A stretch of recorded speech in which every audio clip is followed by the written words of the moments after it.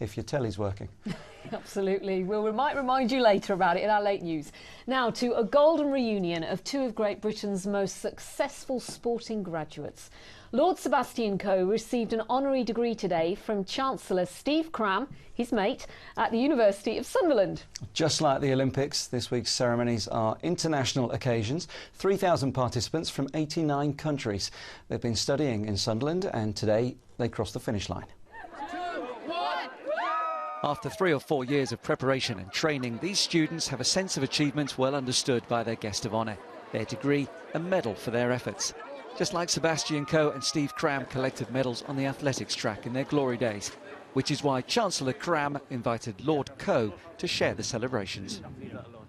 Absolutely delighted he's been able to come along and accept the honorary degree, and he was very keen to come as well. You know, he's a big advocate of making sure that people in the regions and in the northeast here as well as anywhere else understand that, you know, the games are not just about London, they're about the whole country being part of it as well. So it's kind of all building up towards next year, but it's also an excuse just for me to say he's not a bad bloke, really. Lord Coe, congratulations. Another honour for you. What does it mean? A great honour, actually.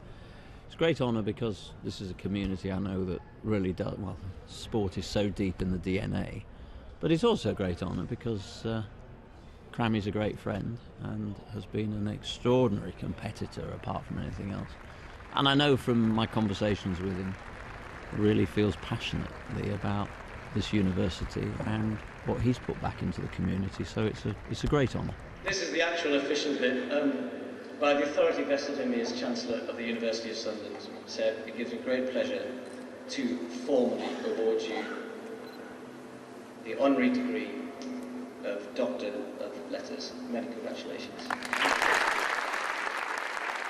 How much does it frustrate you that Sunderland is not going to be closer to the action when the Olympics comes?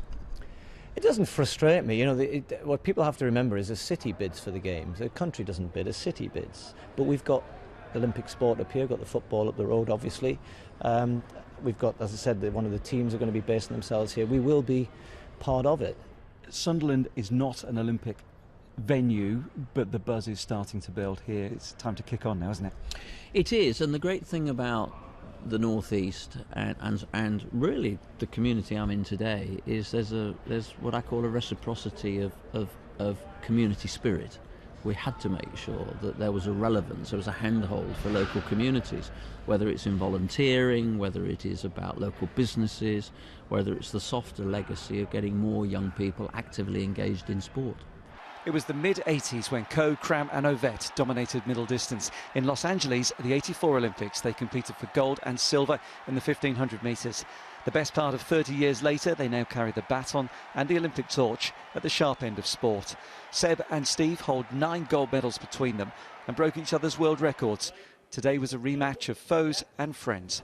I just want you both to run along this way, please. Just a little light jogging. Well, I'm just trying to decide whether I've got centre stage, whether I'm on the top of the podium. I think I probably am. I'm actually going to read his citation, which is a little bit unusual for the Chancellor to do, but I asked if I could read the citation out. So it's just nice to be able to, for me, to be able to be in a position today to recognise not only his sporting career, and obviously I was running behind him quite a few occasions. There are also memories of trailing 20 yards behind him, watching my world mile record go in 1985. Enjoy the rest of today. Thank you for your time. I will. Cheers. Thank you.